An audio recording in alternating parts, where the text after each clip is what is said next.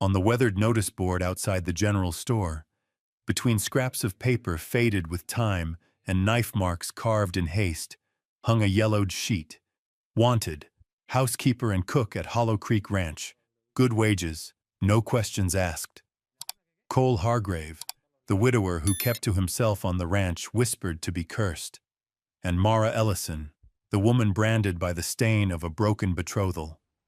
If fate had a cruelest trick, it was binding together two outcasts the town wanted gone.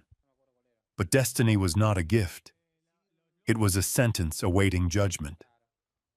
In the saloon, folks murmured, "Hollow Creek is cursed. Whoever steps in never comes out." Yet the very place they feared was the only place that asked no questions. The one thing Mara craved more than bread itself. Beneath the stifling heat and the sneers inside that saloon, the paper quivered in the wind. Mara stood there and whispered, "If no one else dares, then this is my chance." And as she set her steps upon the trail leading to Hollow Creek, Redhaven shivered, for there are doors that once opened will never close again. Redhaven, New Mexico, summer 1882. On the corner of the small town square, outside the O'Malley family's general store, stood a dark wooden notice board, scarred with knife marks, rusted nails, and scraps of paper long since faded. Folks pinned all manner of things there. Reports of stolen goods, horses up for sale, harvest time jobs for hay cutters, sometimes even a hastily scribbled obituary in watered ink. But there was one paper different from the rest, one that had clung there for years, yellowed as if sun and desert wind had tried their hardest to erase it, only to fail. The words, though blurred, were still legible. Wanted, housekeeper and cook at Hollow Creek Ranch. Good wages, no questions asked. The people of Redhaven were well acquainted with that notice. Some said it was bait, a test of courage. Others laughed and swore that anyone who stepped foot on Hollow Creek Ranch would never return. The man who owned that land, Cole Hargrave, was a name sharp enough to hush every saloon the moment it was spoken. Once wealthy, once blessed with a whole family, he had lost everything in a single night. His wife and his only boy. Since then, he had retreated into his ranch like a shadow, surfacing only to send someone to town for salt, tobacco, and strong whiskey. The stories grew darker with each telling. Some swore they had seen a flicker of lamplight in the child's room at midnight, though no laughter had come from there in years. Others claimed they'd heard gunfire echo in the wind, rolling down from the southern hills. No one dared step close enough to find out, and no one dared tear that notice down, as if it were some mark that shouldn't be touched. In the blistering noon heat, Mara Ellison stopped before the board. She stood long enough to draw a few curious glances, which turned into shakes of the head before folks walked on. Mara was no stranger to such looks. She had passed through many towns, carrying a name stained by whispers, an empty-handed woman, with no husband, no child, no property, only the blemishes of rumor she had long ceased to fight. Pushed out of boarding houses and turned away from farms, she had grown used to living on the thin line between scorn and pity. But today, beneath the sun that melted the dirt road, her eyes lingered on that yellowed sheet. The words, "good wages," seemed to flare brighter in her mind than all the murmurs. And more than that, it was the last line that held her. No questions asked. No place in this world had ever offered her that. Everywhere else, people pried, people judged, people dragged her old shame back into the light. But at Hollow Creek Ranch, if the paper spoke true, there would be no questions, no past dragged out, only work and pay. A dry gust stirred, rattling the notice. Mara heard her own voice rasp, hoarse from too many sleepless nights. If no one else dares, then this is my chance. Across the street, a cluster of men loitered outside, Dalton's saloon. One of them snorted, loud enough for Mara to hear. What kind of fool dreams of walking into Hollow Creek Ranch? The others roared with laughter, before sinking back into banjo twang and whiskey haze. Mara did not answer. She only looked once more at the paper, drew a deep breath, and pressed the decision hard into her heart. That evening, as the sun bled red over the rusted rooftops, folks watched Mara Ellison pack. An old canvas bag, a few patched dresses, a worn Bible, and a silver-hilted dagger her father had left her. No one asked where she was going. No one saw her off. Only her shadow stretched long across the red dirt road leading west, toward Hollow Creek Ranch, which waited silent as a dare. They always said only the desperate would walk into a cursed place.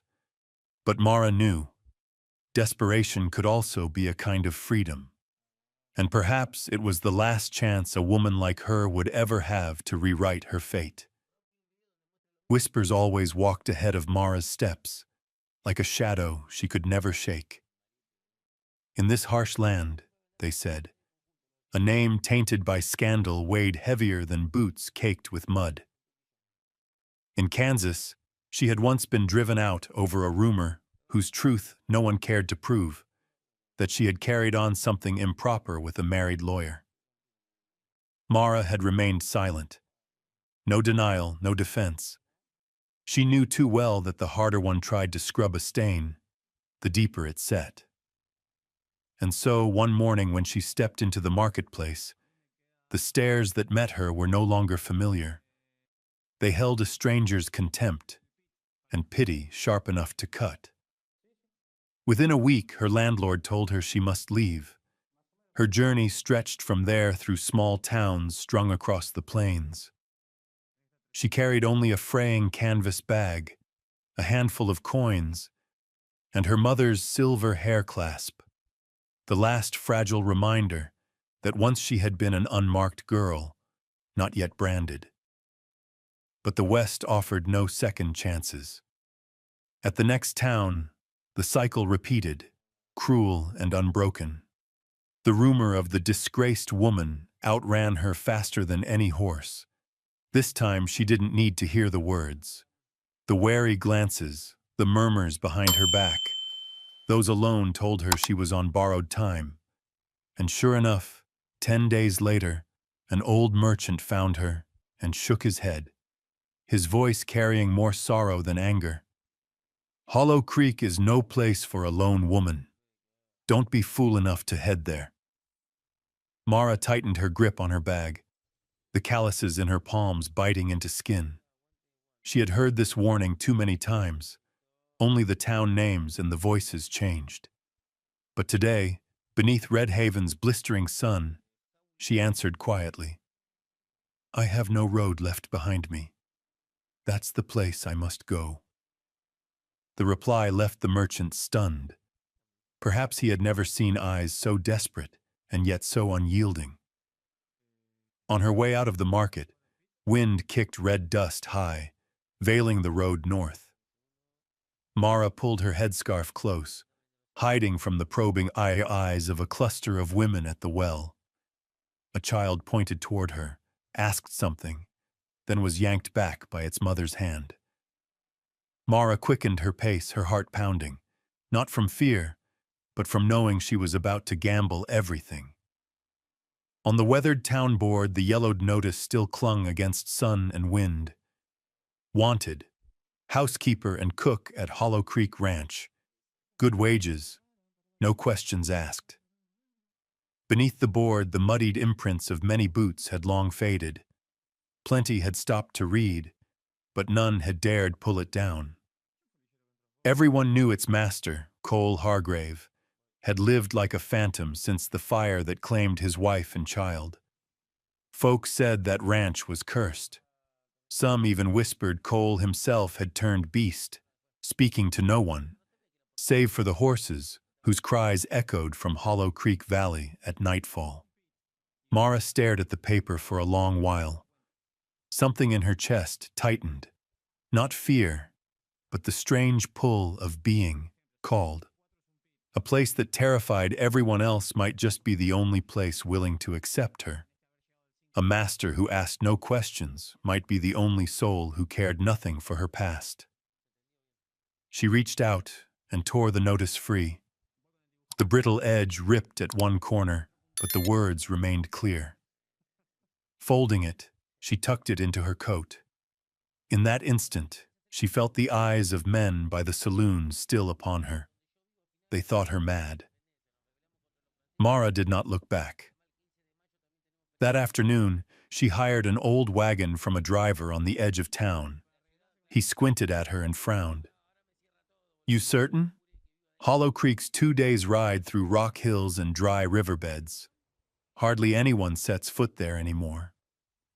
Mara laid her last coins on the worn plank table. "Just take me to the gate. I'll walk from there." The driver almost pressed her further, but her eyes, cold as forged steel, silenced him. By nightfall, desert wind lashed her skin raw. The wagon jolted over the ruts, and Mara remembered each time she had been cast out. Each night she'd slept beneath open eaves, each cutting glance that had pierced her like a blade. At dawn, when the sun burst crimson over the horizon, the wagon crested the barren ridges. The driver jerked his chin forward. "There, Hollow Creek Valley. This is where I turn back." Mara climbed down, her skirt thick with dust, her shoes worn at the heels. Before her stretched the valley, scarred into the land like an old wound. The house stood silent, ringed by sagging fences and a derelict stable.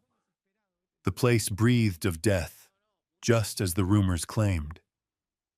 But to Mara, the sight carried a different weight. Freedom from the stairs, the last chance at a beginning.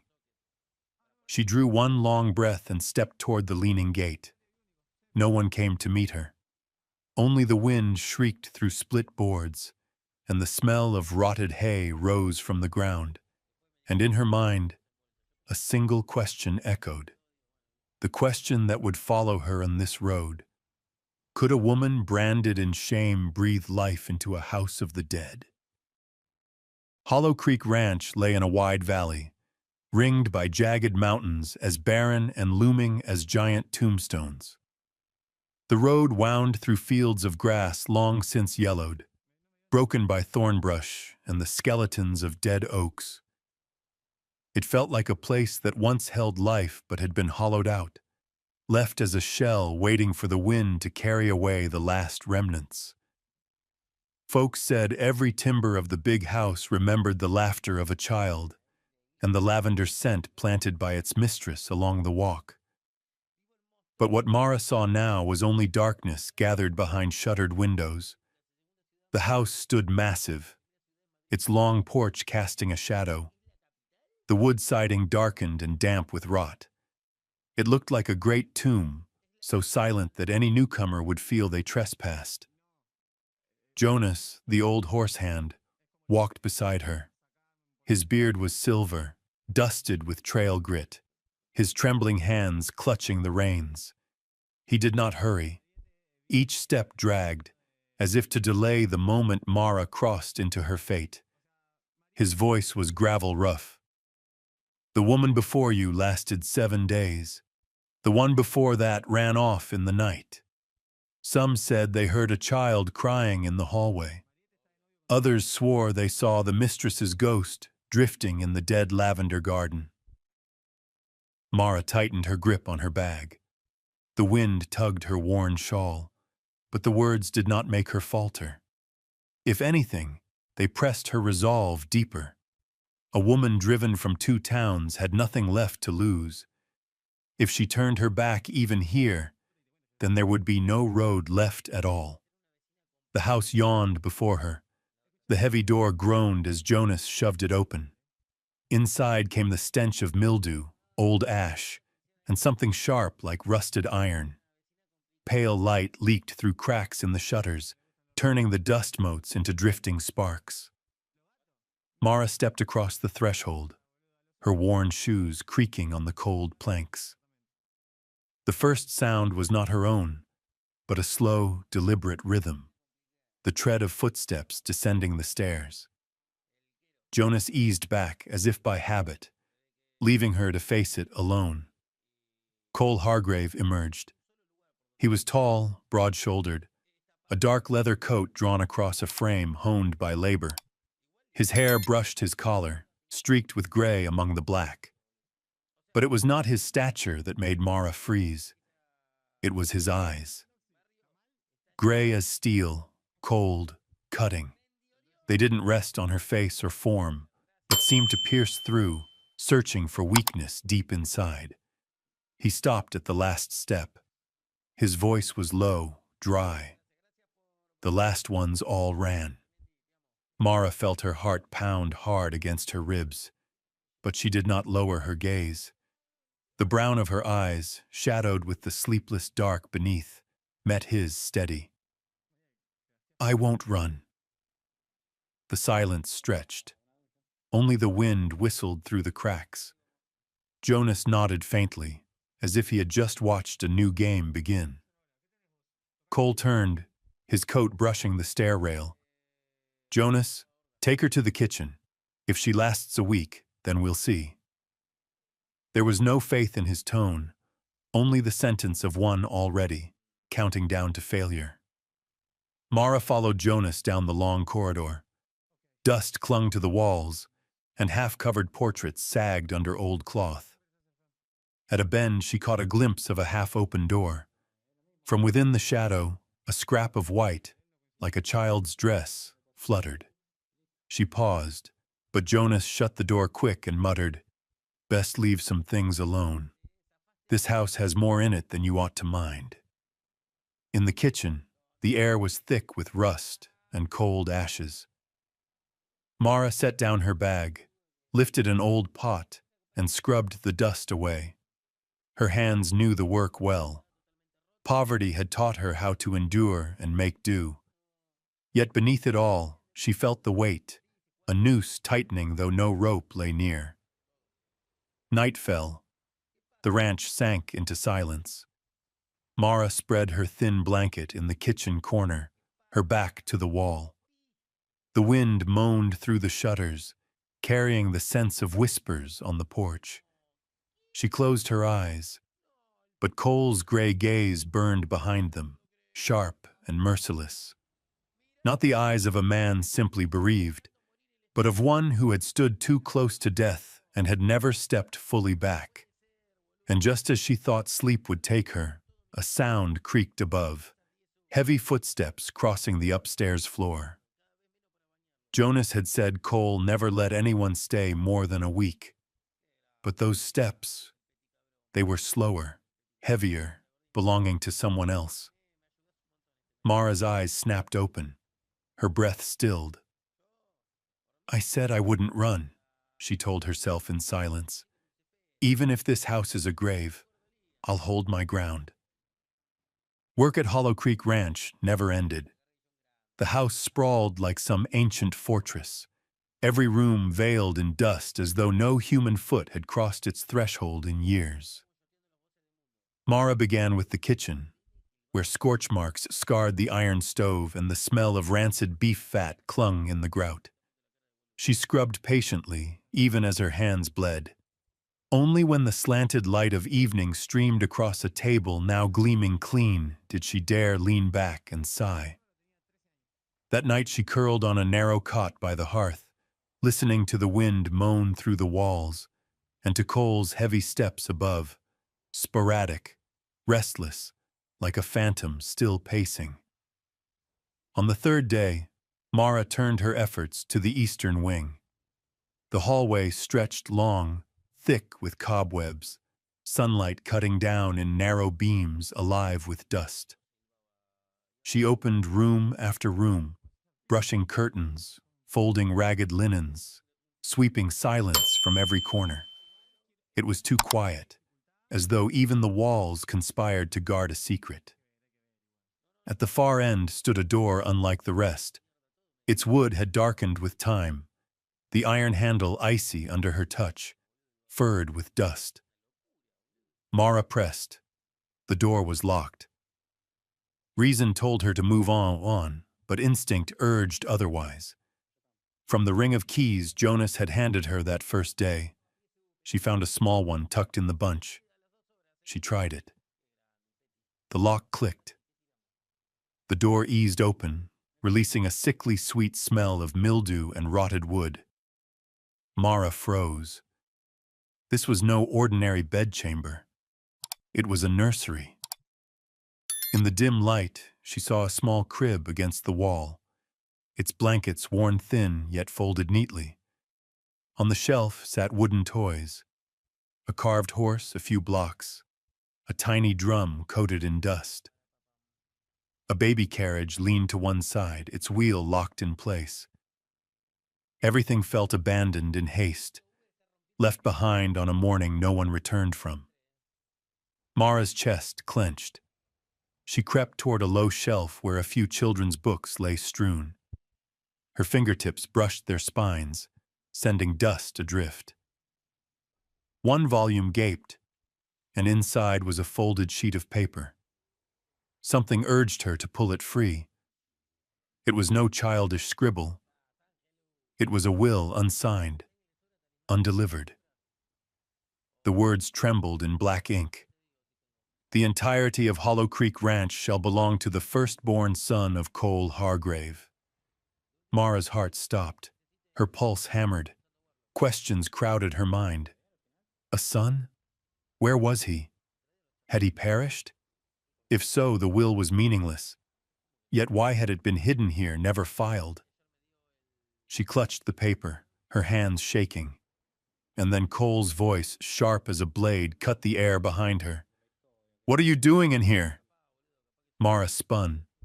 Cole loomed in the doorway, the hall light casting him in shadow, his eyes gray steel, his breath harsh. "I was only cleaning," she stammered.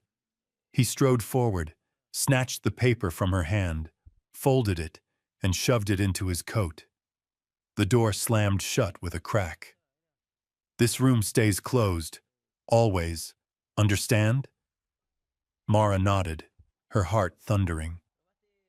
Cole locked the door, slid the key onto his belt, and without another word, strode away, his steps echoing heavy down the corridor.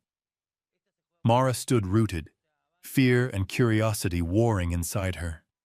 She knew she had brushed against his deepest wound. Yet she also understood. That room, that will, was the key to the house, and to Cole Hargrave. In the days that followed, the air in the ranch grew heavier. Cole spoke little to her, only gave clipped orders: muck the stable, prepare meals, heat water. But whenever Mara caught his gaze flick toward the eastern hall, she knew the old grief never slept. One morning, while serving breakfast, Mara tried gently, "Would you like me to clean the eastern wing? Only to clear the dust." Cole's eyes flared. He set down his spoon hard. "Never speak of it again." Mara lowered her head, but inside the fire of her curiosity raged. What did the will mean? If one day it were brought to light, would this ranch even belong to Cole? Or would it spark a battle of law and blood, ripping old wounds raw? She knew her fate was now tied to this house, and the nursery door, locked, silent, was the hinge upon which the whole tragedy turned. At Hollow Creek Ranch, dawn did not arrive with soft rose like in the crowded towns, but with a harsh, dry gold, slipping between the ridges and crawling down the frost-bitten prairie. A lone rooster crowed, its cry thin and lost in a land where both life and death seemed suspended. Mara woke while mist still clung outside the window. the guest chamber still faint with the scent of last night's dying embers. She rose, tied her hair back with her worn silver clasp, and stepped softly down to the kitchen. The place sprawled too large, yet had been abandoned too long. The oven lay cold, its walls caked with soot, as if time itself had settled there. Mara began to rummage, not for food at first, but for traces of the lives once lived here. In a cupboard, behind hardened jars of salt, she found a leather-bound notebook, its spine cracked with age. When she opened it, pages yellowed with years revealed a woman's delicate handwriting. Recipes, plain yet laced with care. The name on the first page halted her.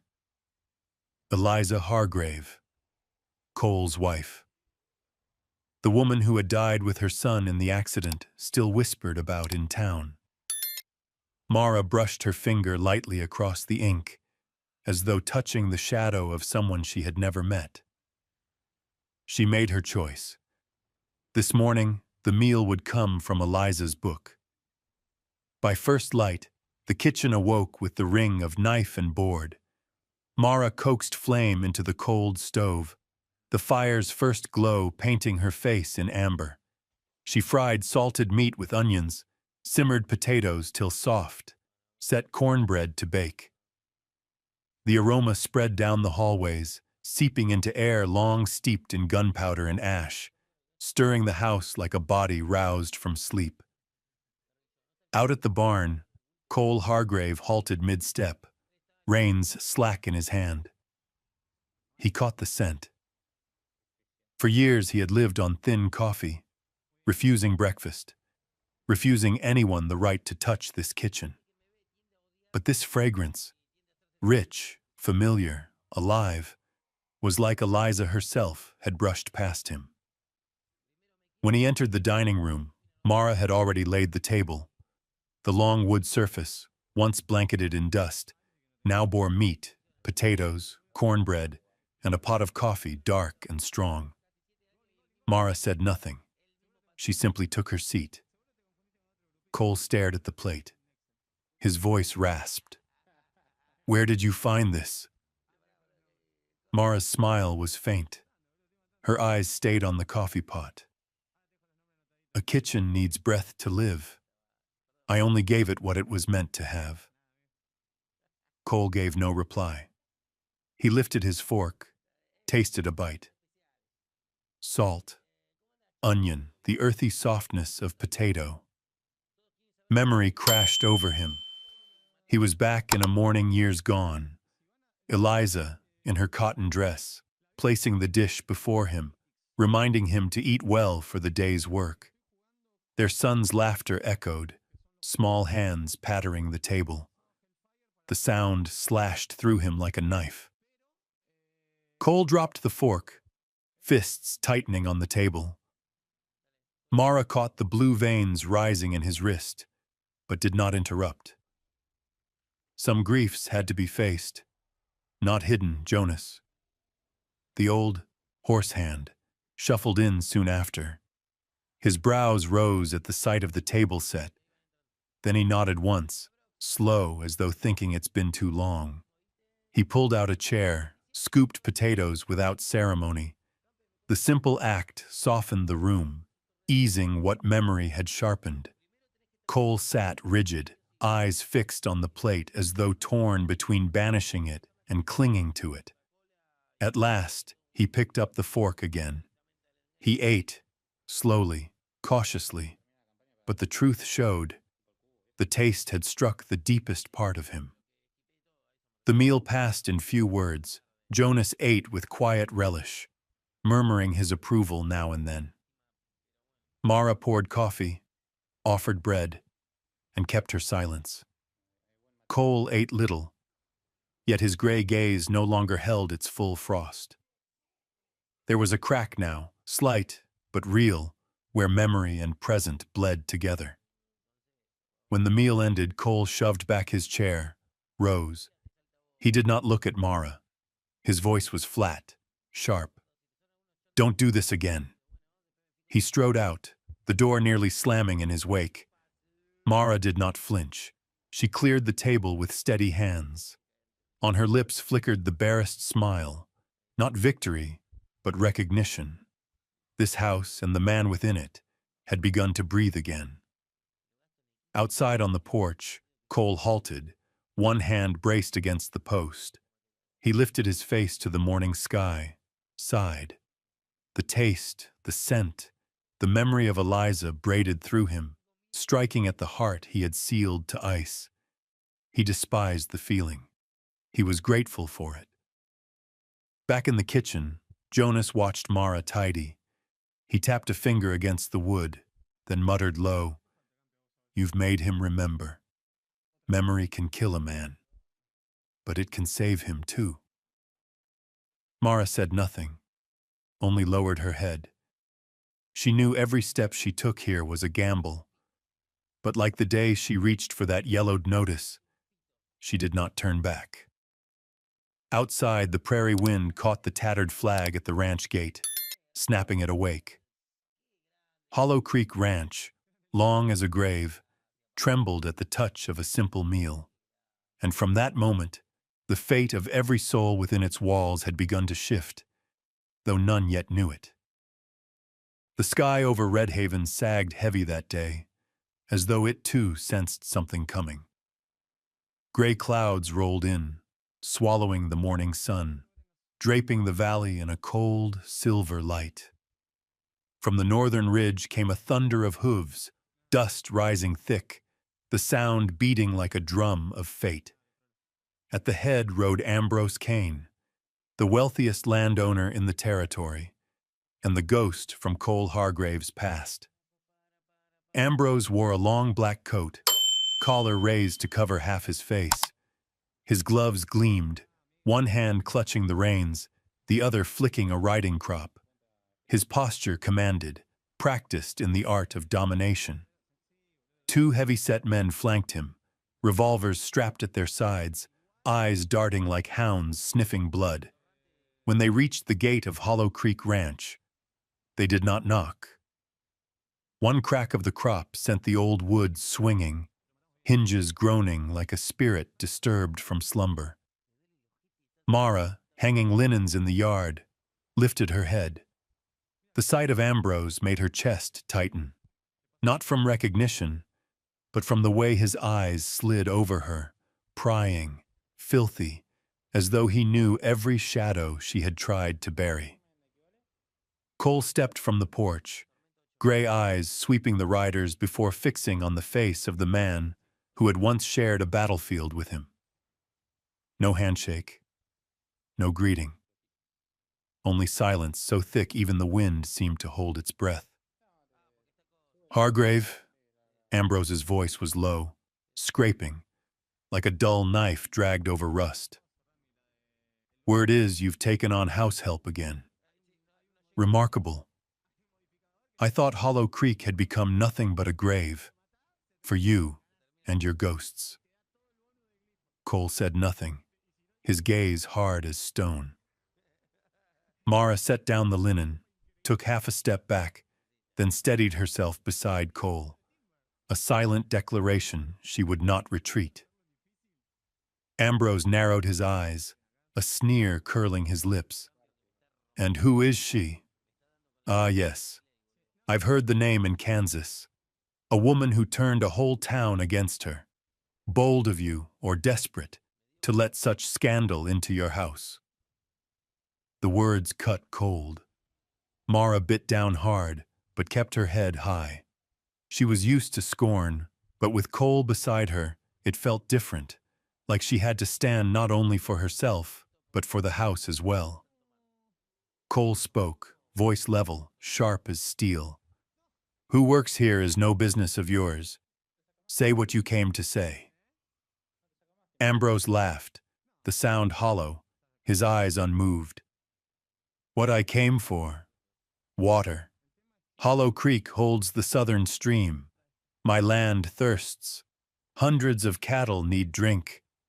You've got nothing here but a rotting house and dry fields. Sell to me. Spare yourself and this woman the hunger that's bound to come. Mara glanced sideways, but Cole never shifted, his stare anchored like iron. Hollow Creek is not for sale. Silence swelled, broken only by the horse's breath. Ambrose leaned closer in the saddle, lowered his voice for Cole alone. Don't forget who saved you at Antietam. Without me, you'd have drowned in that red mud. You owe me your life. Cole's mouth twisted in a strange, bitter smile. You remember it wrong, Kane. It was I who pulled you from the bayonet's edge. The life you parade as your own was bought with my blood. And this is how you repay me? Ambrose's face darkened. He was not used to the memory spoken aloud. To him, that war had been nothing but a stage to build his legend. The truth, that Cole had been the savior, was a corpse he had buried deep. Now Cole's words had dug it up before his men. Their eyes flickered, uncertain. Mara's fingers clutched her skirt. The image of the will hidden in the nursery shot through her mind.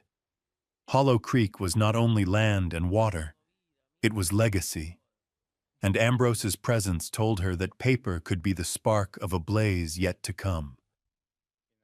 Ambrose straightened, voice raised to mask the crack.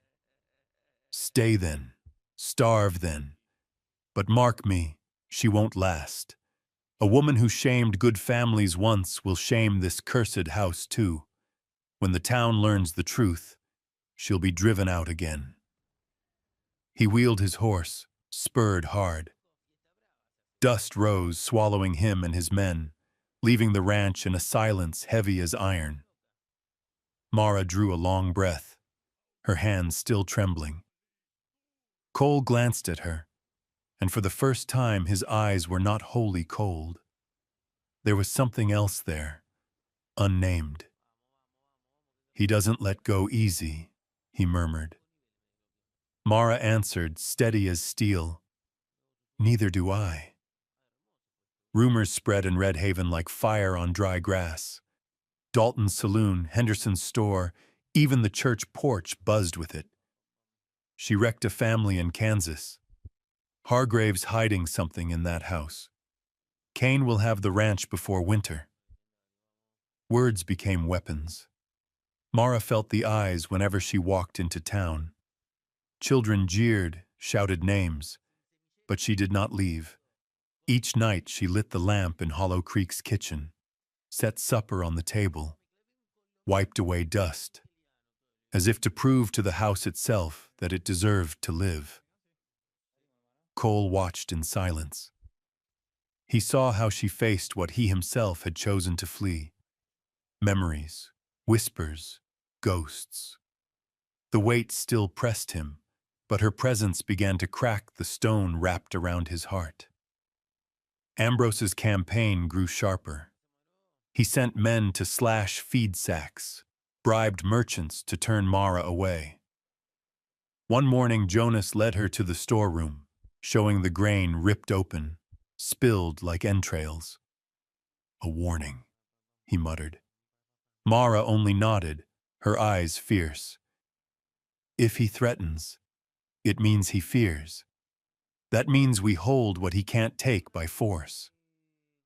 Cole stood behind, hearing every word, and for the first time in years, another's voice carried a glimmer of the thing he thought dead.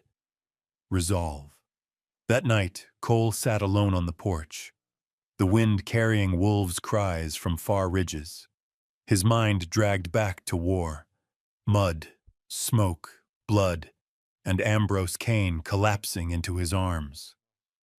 For years, Cole had stayed silent, letting Kane build an empire on the lie of heroism. But Mara's arrival and the will she had stumbled upon showed him silence was no longer an option. Old debts had curdled into new vendettas.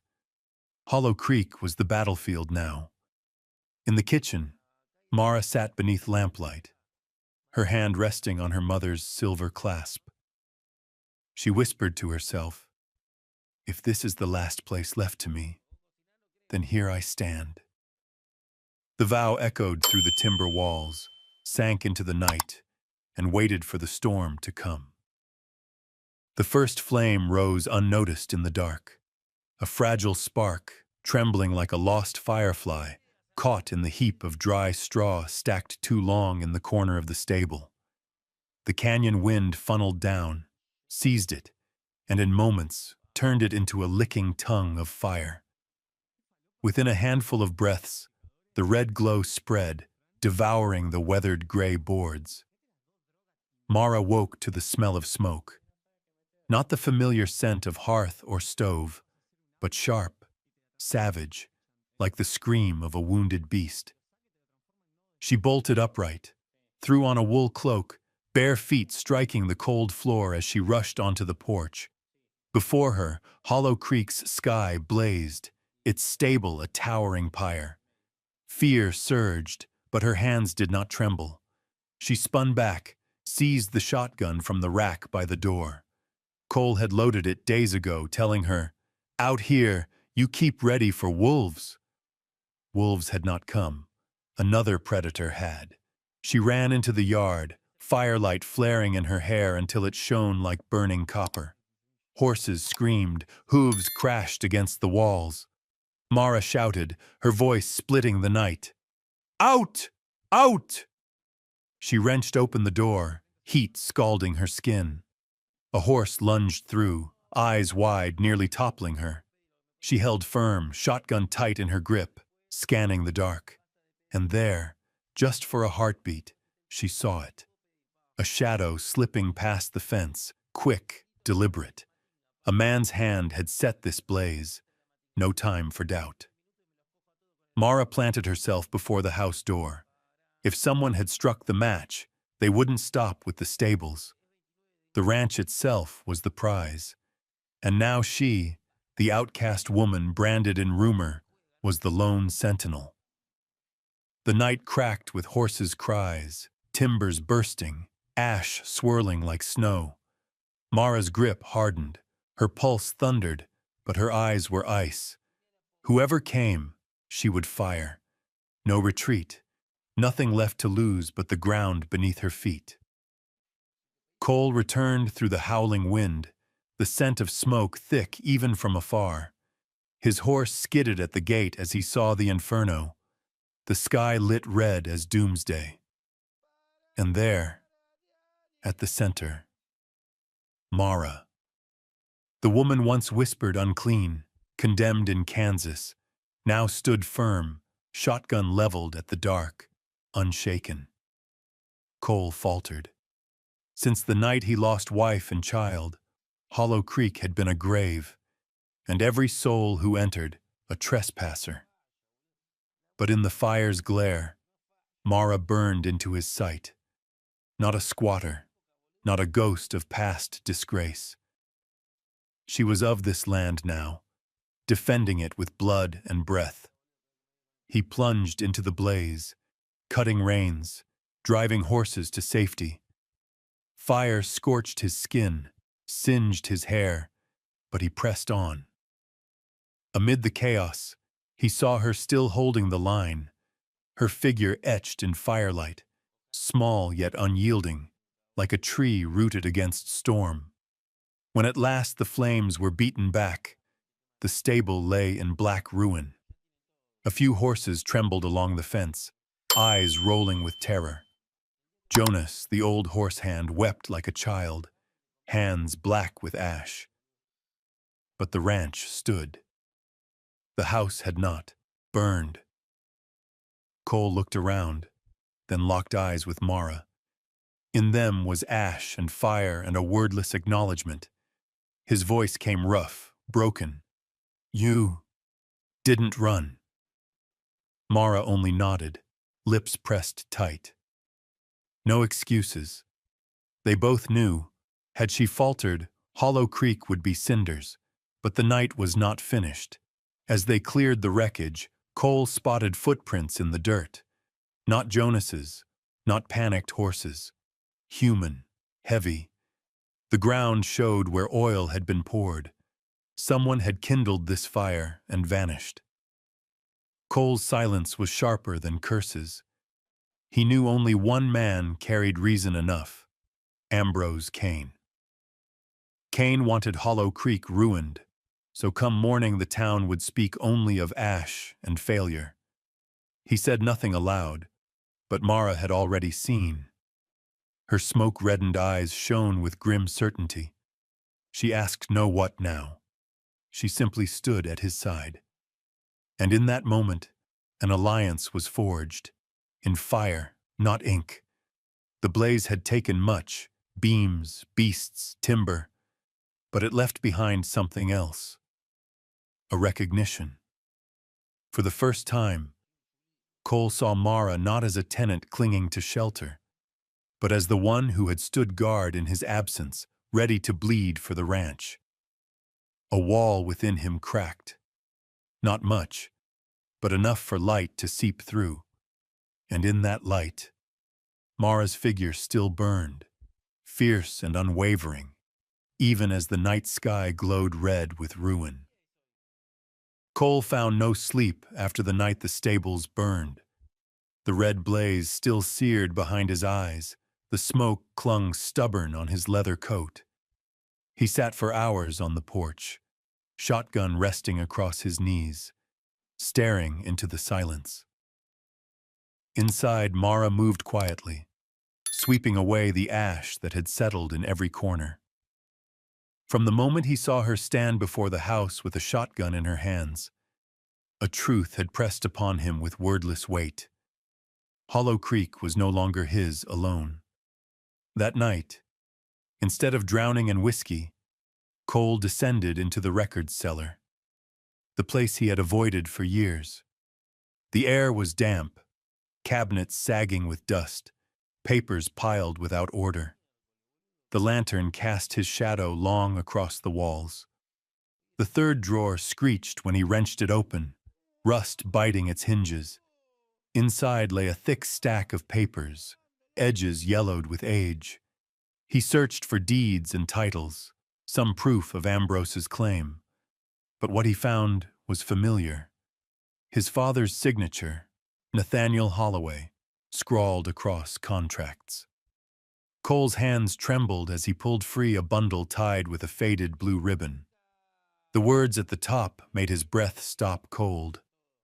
Inheritance bequeathed to the firstborn son, Samuel Holloway. He fell back into the chair, lungs seizing. Samuel, the boy who never lived long enough to see a summer. Cole remembered too clearly. The tiny hand curling into his palm, the broken cries in the nursery he had forbidden Mara to enter. All of it crashed back with the force of a wave. He read on. The unfiled will named Samuel as heir. By law, with the rightful heir deceased, no outsider could force sale of the ranch. Ownership could pass only through Holloway blood, a shield of law ironclad. Ambrose Kane could have wealth, influence, a town at his back, but he could not touch Hollow Creek. Cole pressed the pages to his brow, torn between relief and ruin. The ranch survived only because of Samuel's name. The child who had never grown still guarded the land, binding Cole to memories that refused to let him go. Mara found him the next morning, still in the cellar, unmoving. She called softly, but he did not stir. Coming closer, she saw the bundle in his grip, Samuel's name clear on the front page. She touched his shoulder gently, whispering, "You don't have to carry this alone." Cole lifted his face, gray eyes dark with shadow. "You don't understand. This house, everything, exists because of a name I can never speak again." Mara said nothing, only sat beside him. The cellar air was stifling, yet her presence was a small lamp holding him from the abyss. That night, Cole locked the files away in the iron cabinet. But what he had read could not be buried. For Ambrose, it was a weapon that barred his schemes. For Cole, it was a blade twisting in memory. 3 days later, Ambrose Kane rode up with 2 lawyers and a deed of sale. He stood tall, smile sharp with triumph. Hollow Creek has no place left in this territory. Sign and be done with it. Cole laid the will on the table. The old court seal, red as dried blood, still glared from the page. This ranch isn't mine, he said quietly. It belongs to Samuel Holloway, and no one outside Holloway blood has claim to it. Ambrose stiffened. He had never imagined Cole kept such a card. His lawyers muttered, pale with unease. At last Ambrose growled, "A dead child cannot guard land." Cole's voice rasped, gravel against stone. "He already has."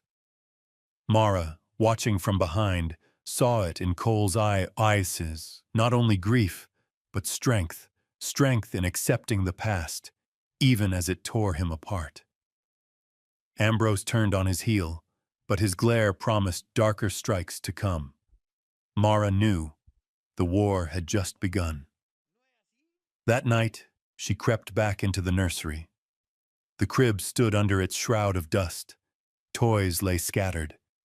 She touched the wooden horse with trembling fingers, whispered as though to a child who had never grown, "You kept this home for your father. Now let me keep your father for this place."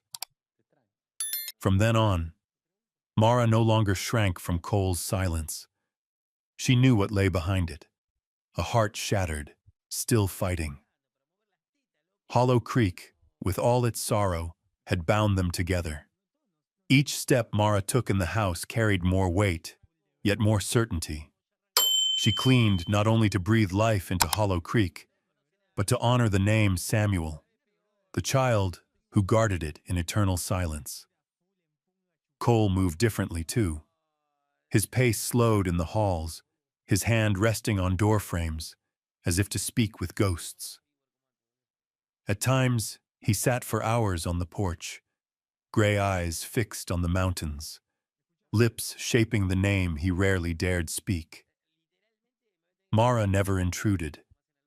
She only remained, her presence steady, the quiet tether keeping him from unraveling. Until one dawn, with the prairie glowing rose, Cole spoke at last. "Thank you for not leaving." It was the first word of gratitude since she set foot at Hollow Creek. Mara only nodded, for the answer was already in his eyes. Amid loss, they had begun to find one another. That morning, Hollow Creek felt charged with something strange. The town, usually slow to stir, pulsed with the noise of the first spring market, folk drawn not only to barter and trade, but to hear what was to unfold at the town hall. Word had spread fast as prairie fire. Cole Whitaker would bring forth papers of law, setting himself against Ambrose Kane, the richest land baron in the valley, and the man whose shadow stretched over half the territory. Mara walked behind Cole through the rows of stalls, every look pinning her, whispers prickling her skin like thorns. Since she had come to the ranch, she had not felt so hemmed in by people. But fear had no place today. In its stead was resolve, to defend the land and the man who had become the last anchor for her heart. Cole carried the old leather satchel filled with documents salvaged after the fire. The pages were worn, edges yellow, but the signatures were clear. Hollow Creek was recorded in the name of his lost son. That meant, by law, Ambrose could not force a sale. The price of that knowledge was grief gouging deeper into Cole. Yet he had chosen to bring it into the light. The church bell tolled 3 times. The townsfolk crowded into the timber hall, shoulder to shoulder under dim lamplight. Pine scent mingled with sweat, whispers rolling like restless wind, until the room seemed to hum with tension. Cole stepped to the stand, placed the satchel down. His voice was low, steady, carrying through the hush. He spoke of inheritance, of his father's hand upon each deed, then drew out the worn papers, holding them for all to see. Heads nodded, others squinted with doubt, but the room held its breath. Then Ambrose Kane rose slowly. His velvet coat set him apart, his smile gleaming with arrogance. He did not look at Cole. He fixed his eyes on Mara. "How touching," Ambrose drawled, smooth as oil. "A man clinging to mildewed papers to keep a land that died with his son. But neighbors, I fear our tale today is larger than that. For among us is a new arrival, a housekeeper in name whose past is far less clean." The room stirred. Mara went rigid. Cole's brow darkened, hand tightening on the stand. At Ambrose's signal, a man stepped from the back. Slender, hair slicked, eyes darting with unease but cloaked in false composure. Mara recognized him instantly. Timothy Harland, the fiancé she had left behind in Kansas. He carried a bundle of letters, trembling as he handed them to Ambrose. The land baron lifted them high, triumphant. "Here, friends, a love letter never sent. In it, Miss Mara promises marriage, only to vanish, leaving a good family disgraced. Is this not why she wanders, attaching herself to new ground?" Whispers turned to sneers. Women pressed hands to lips. Men whistled low and mocking. Mara stood rooted, face drained, every word slicing open wounds she had buried.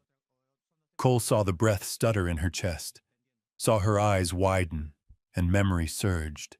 The first time he met her, when she had said, "I won't run."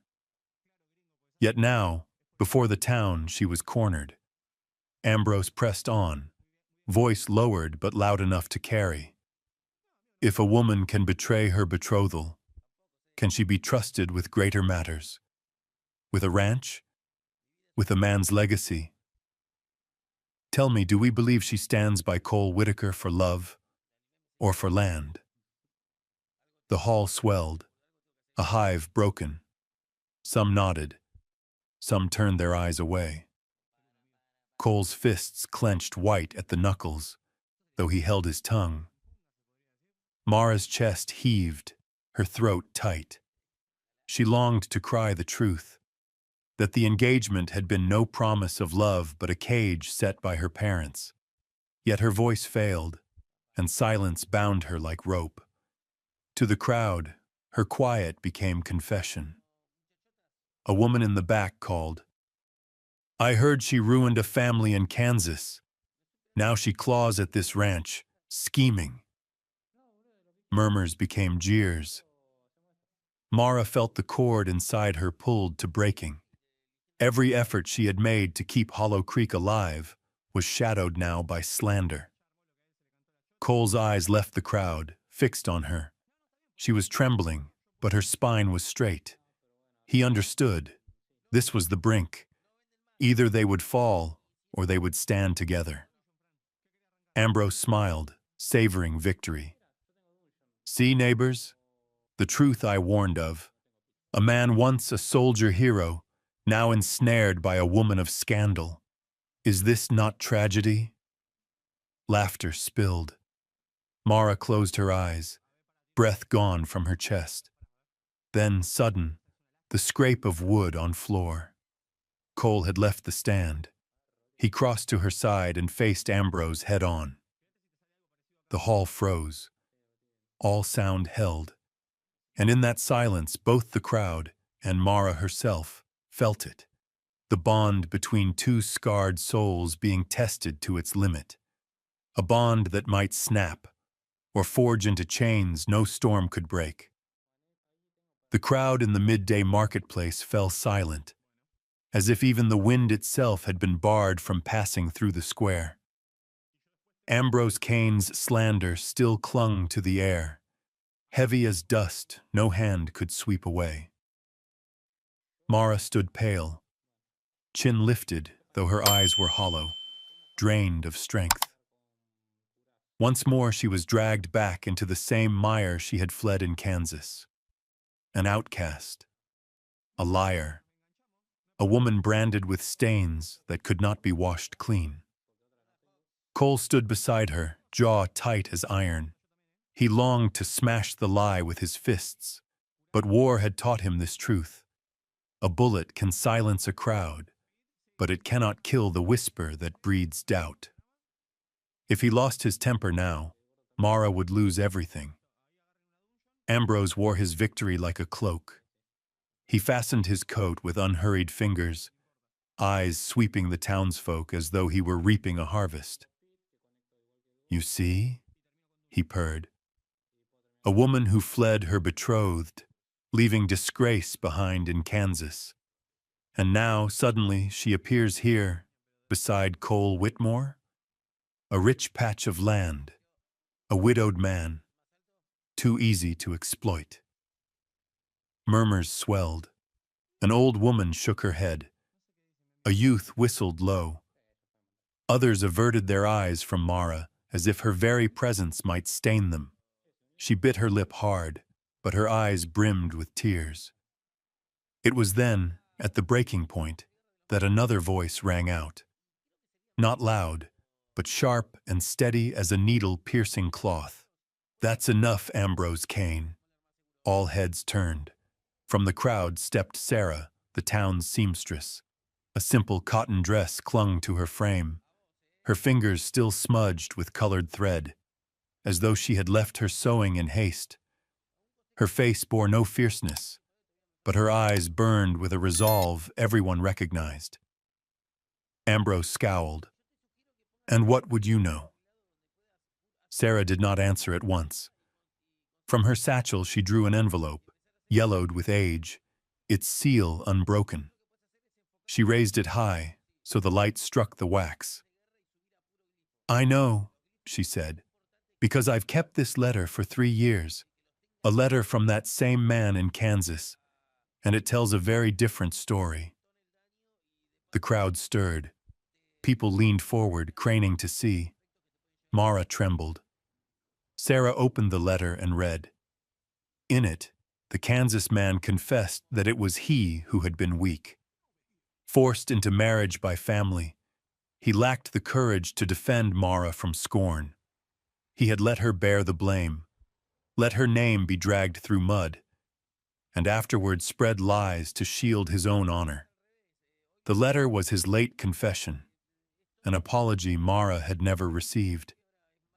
Sarah's voice was calm, steady, each word falling heavy as stones.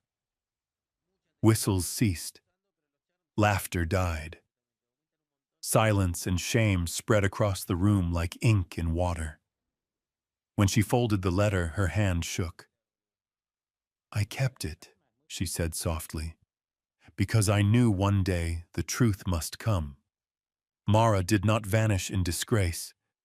She was betrayed by cowardice and lies."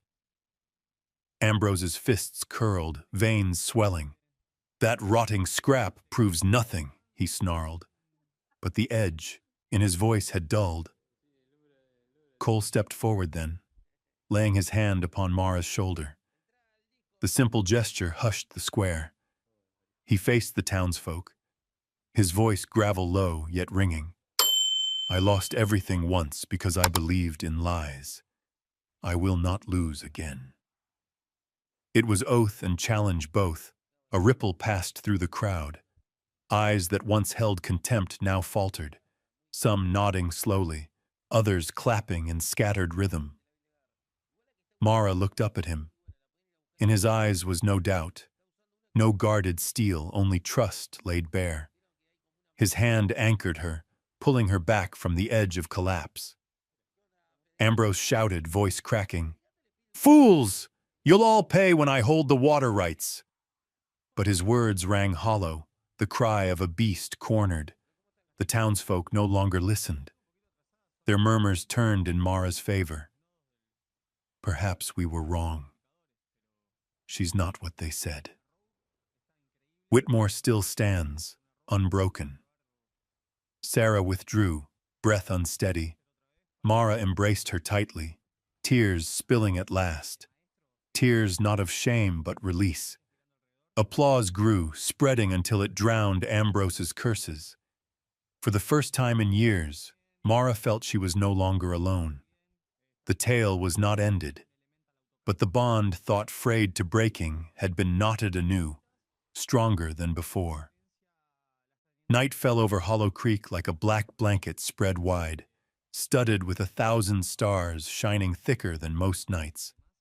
The quarrel at the market, the slander and the clearing of a name, all of it had blown past like a storm, leaving behind a rare silence.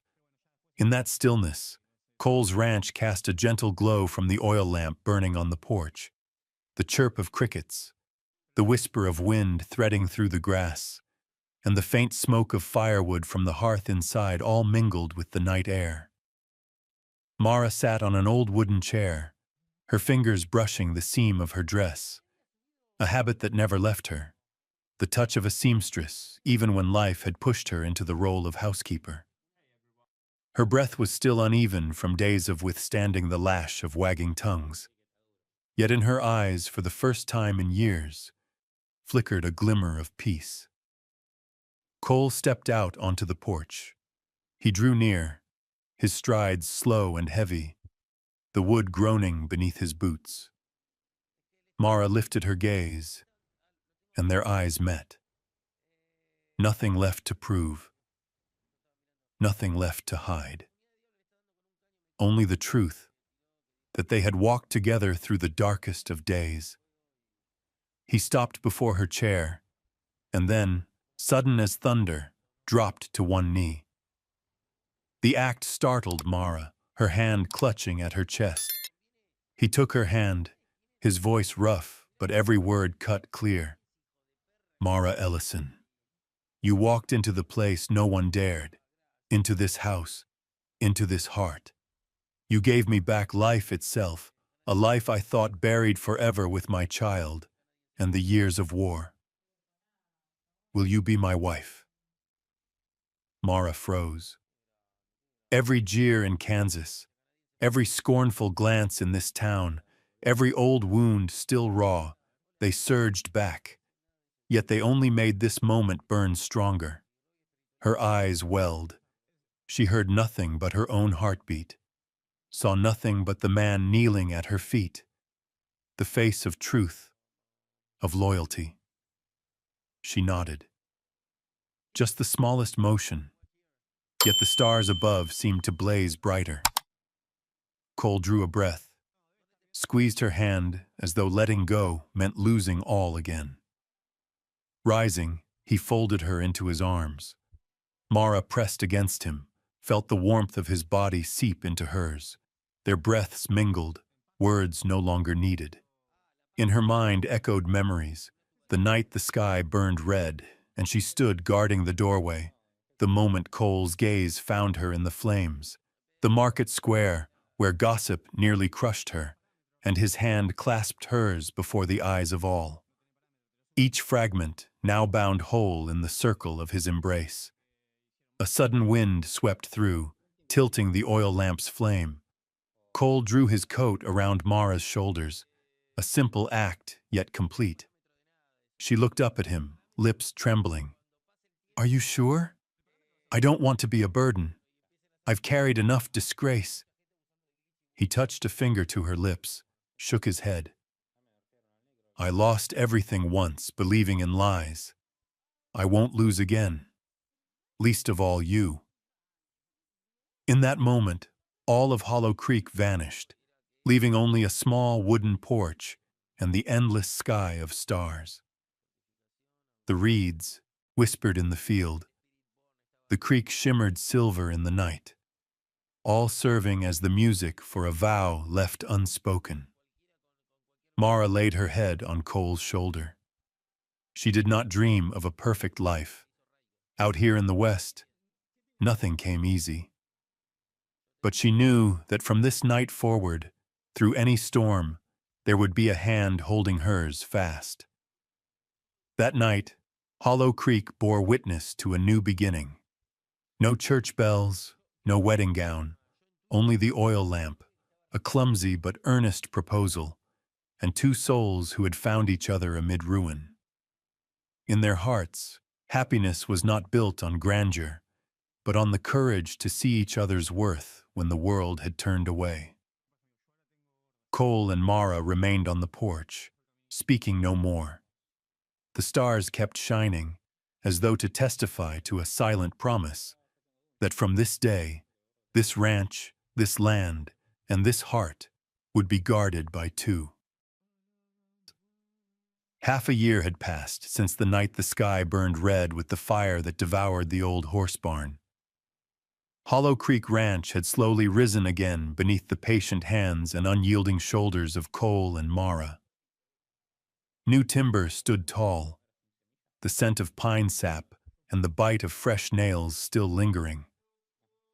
On the signboard hanging out front, words were carved plain and proud.